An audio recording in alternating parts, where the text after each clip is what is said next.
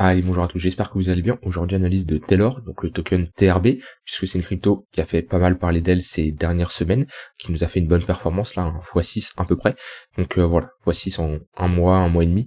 Donc très bonne performance, on verra sur du court terme, est-ce qu'il y a des opportunités pour faire de la suite tendance, ok. Donc chercher tout simplement à jouer ce momentum qui est assez bullish en weekly, qui est très bullish même, et pour les investisseurs, ceux qui sont pas positionnés, quels sont les niveaux à surveiller si on a un potentiel pullback. Alors TRB est dans le domaine des oracles, ok, donc c'est un concurrent à Chainlink. En gros, les oracles, ça va être tout simplement un service qui va chercher à récupérer des données, des informations, donc des informations externes, et les fournir à un smart contract, à une blockchain qui elle va pouvoir exécuter son smart contract avec les données qui seront données. Donc par exemple je prends un exemple tout simple que j'avais partagé dans le Discord pour présenter les smart contracts. Admettons que on a la SNCF qui décide d'utiliser ses contrats intelligents. Donc le voyageur va payer son billet en Ether, il va y avoir un smart contract qui va être fait tout simplement, et si le voyageur, il y a un problème avec son train, par exemple le train est annulé, et ben au lieu de faire une demande de réclamation auprès de la SNCF, ça va prendre du temps, etc.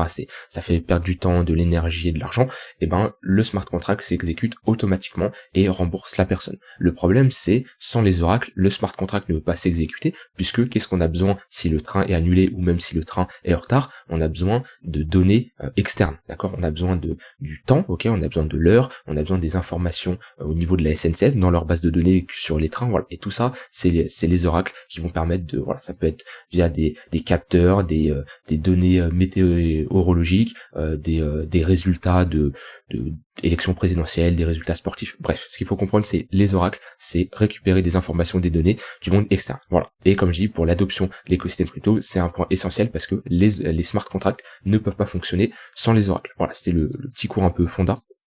Maintenant, on va se concentrer sur tout ce qui est technique. Alors, est-ce que c'est le moment d'investir? Est-ce que c'est le moment de se positionner? La réponse est non. On ne se positionne jamais quand une charte est autant verticale, d'accord? Quand on a un flux qui est aussi autant acheteur, pour l'investissement à long terme, c'est beaucoup trop tard, d'accord? On ne peut pas se permettre d'acheter ici. Je vous rappelle, la première chose qui est importante, c'est de localiser localiser tout simplement, avoir notre zone d'intervention et savoir si on est dans une zone qui est propice à l'investissement ou non. Est-ce que là, on est dans une bonne zone? Non. Par exemple, dans la zone avant, la zone qui nous intéressait, on met un Fibonacci, tout ce qui était en dessous de notre zone de rechargement était une très bonne zone. Et moi j'aime bien pour les altcoins, les 0,186, c'est une très bonne zone.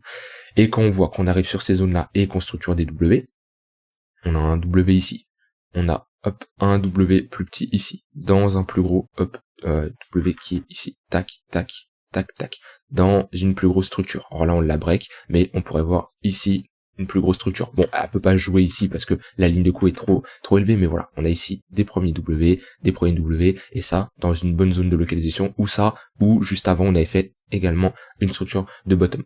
Donc on voyait que cette zone-là, elle était énormément défendue, et qu'on avait des acheteurs qui étaient très présents, tout simplement. Donc voilà, là, c'est des zones qui sont intéressantes pour faire de l'investissement long terme. C'est là où on se positionne. On se positionne toujours quand une charte est horizontale. Par contre, quand une charte devient verticale, que tout le monde commence à parler de ce token-là, on le voit, la liquidité augmente énormément, il y a des gros volumes. Voilà, si je mets les volumes, on met les volumes, voilà, on voit qu'il y a des gros volumes, c'est pas le moment idéal, d'accord, c'est trop tard. D'ailleurs, on avait des gains de volume assez importants avant d'avoir notre gros pump. Voilà. Ici et ici, on n'avait pas fait une grosse performance, je peux voir ça, plus 50%, on avait quand même des gros volumes, alors qu'on a déjà fait des plus 50% sans avoir des énormes gros volumes. Par exemple, ici, là, on fait quoi? On fait des plus 30%, mais on n'a pas des volumes énormes. Là, on avait quand même un signal qui nous montrait qu'on avait de l'intérêt. Bref, on se positionne pas quand on a des aussi gros volumes, quand c'est trop tard, d'accord? Donc, qu'est-ce qu'on fait? On trace déjà un premier Fibo. Hop.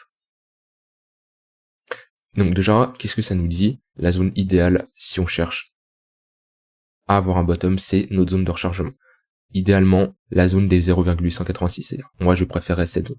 On a un pullback ici, c'est une zone très intéressante, parce que techniquement, si on a posé un bottom, les grosses institutions qui sont rentrées ici, ils vont chercher à maintenir ce creux-là, d'accord, en essayant de poser un bottom ici. Donc voilà, déjà d'un point de vue retracement, c'est la zone à surveiller. Je dis pas qu'on va y aller, je n'en sais rien, et mon but c'est pas de prédire, mon but c'est de déterminer des zones, mettre des alertes, si on y va, tant mieux, si on n'y va pas, tant pis, on patiente, peut-être que le cours, il va pump, il va continuer à pump, hop, je retrace un Fibonacci, tac, et là peut-être ça sera le top, et on retracera, et on viendra chercher mes 0,786, 0,886, et là ça sera une bonne zone, d'accord? Mais voilà, je ne FOMO pas, c'est clairement du FOMO ici si vous vous positionnez ici.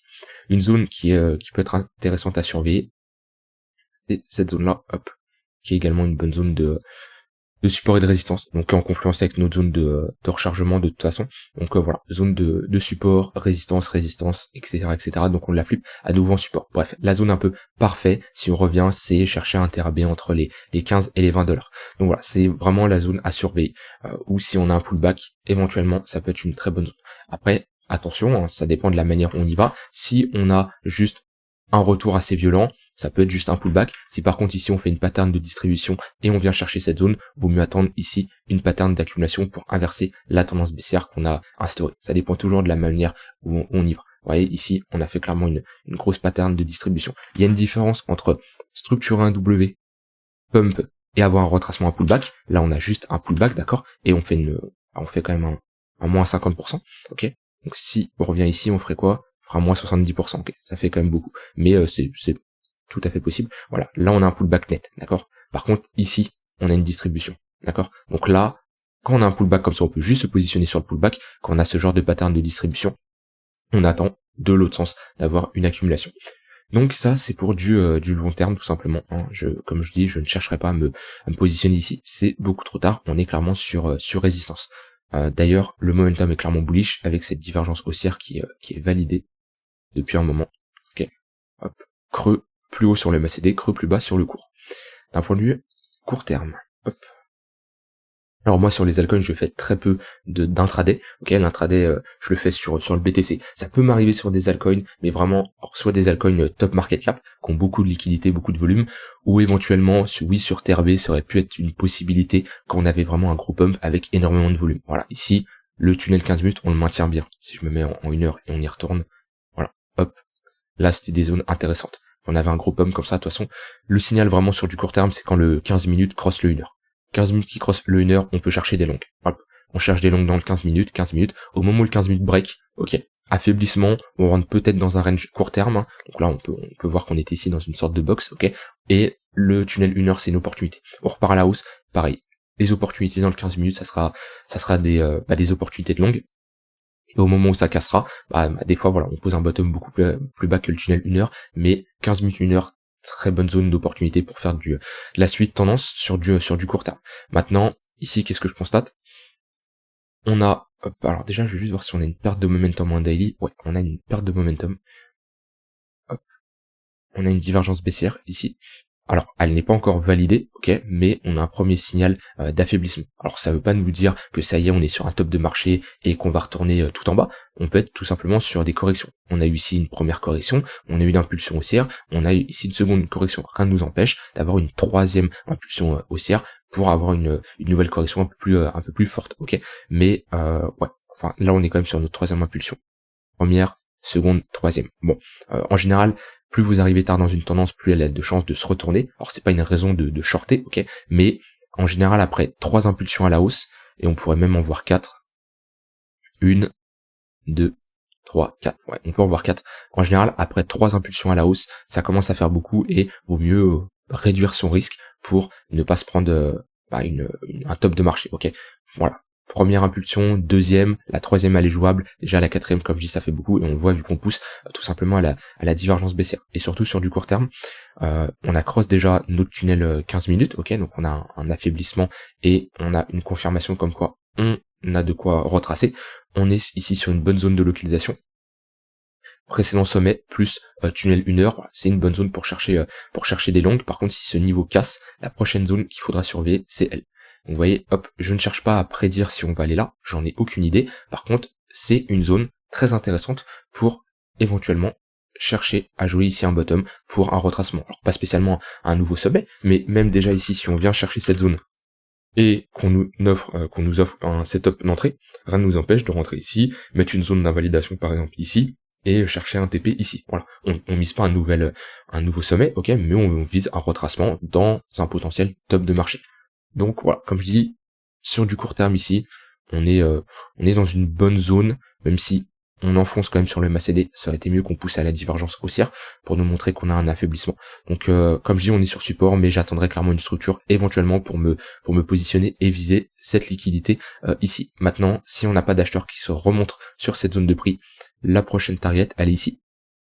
Et par contre, voilà, ça c'est quand même des creux qui vont être importants à casser, parce que si on commence à s'affranchir de ces creux-là, on peut prendre la liquidité, poser un bottom, mais si on commence à aller en dessous, cette zone de support face au fil de résistance, bah là on pourra retracer et aller chercher la zone que je vous avais dit, qui était intéressante au début. Mais pour le moment, pas de signe de top. Ok, on a un flux qui est clairement haussier. Les signes de top, c'est soit la cassure d'un précédent creux majeur, donc celui-ci, c'est un peu notre creux majeur qui, si on le casse, oui c'est un peu tard clairement pour se positionner, parce qu'on aura déjà fait un mois 60%, mais c'est comme ça au vu de comment on a pub, c'est le dernier creux majeur, ou alors une structure en M. Si là, hop, on vient structure en M top, sommet, creux, sommet plus bas que le précédent, creux, plus bas que le précédent, on inversera notre dynamique. À l'inverse, dans une tendance haussière, on fait des structures en W. Voilà, ça c'est un W de continuation. Ça c'est un W également de continuation. Voilà, ici on en a des petits également. C'est ce qu'on veut voir. Par contre, si on n'a pas des acheteurs qui poussent pour un W de continuation, c'est qu'on sera sur un top de marché qu'on pourra retracer. En général, quand on retrace, je mets un Fibo, les 0,382, bah, voilà, c'est pile là où on est. C'est un niveau où les acheteurs essaieront de défendre. Voilà. Si le momentum est très bullish, mais là on a une perte de momentum, mais en général c'est un niveau clé qui devra être défendu. Et après 0,5% de retracement, 0,118. Donc ça fait quand même des chutes de voilà, moins 15%, etc. Donc ça vous évite de vous positionner bêtement, mais voilà, ça vous donne des niveaux clés pour éventuellement chercher des longues sur des pullbacks dans une grosse tendance haussière. Tunnel 4 heures, 0,5 de retracement et comblement de cette zone d'imbalance. Ici, il y a une très bonne zone. Hein. Je le jouerai pas ici, clairement. À moins qu'on ait une structure, comme je l'ai dit, sur du low time frame, sur du 1 heure, ok. Mais si on vient chercher ces 0,5 de retracement, c'est une très bonne zone pour chercher à jouer alors, comme je l'ai dit, pas spécialement un nouveau sommet, mais des longues pour chercher au moins, alors admettons, on revient chercher nos 0,5 de retracement, on trace un Fibo comme ça, ok, revenir chercher nos 0,382 ou nos 0,5 de retracement de cette baisse. Voilà. Franchement, là, la zone des 38,5$, c'est pas tout le temps qu'on a une aussi bonne confluence. Ligne de coup W, 0,5 de retracement de toute la hausse, tunnel 4 heures et zone d'imbalance. Donc là, où on a une zone très intéressante où on peut se dire que si ce niveau casse, c'est pas bon pour la suite, donc c'est clairement un gros niveau de support. Tant qu'on est au-dessus, chercher des longues, ça peut être clairement intéressant. Voilà, rien d'autre à ajouter de plus sur TRB. Les zones clés, très très long terme pour les investisseurs, entre les 0,186 et les 0,786, donc entre les 15 et les $20. Et pour le plus court terme, la zone vraiment idéale à défendre, ce sera les 38,5$. Voilà, j'ai dit tout ce que j'avais envie de dire. N'hésitez pas, vous, à me dire ce que vous en pensez, si vous êtes in sur TRB ou si vous attendez des retracements ou si tout simplement le projet ne vous intéresse pas. Je vous souhaite une très bonne fin de journée et on se retrouve demain pour une prochaine vidéo. Bye bye.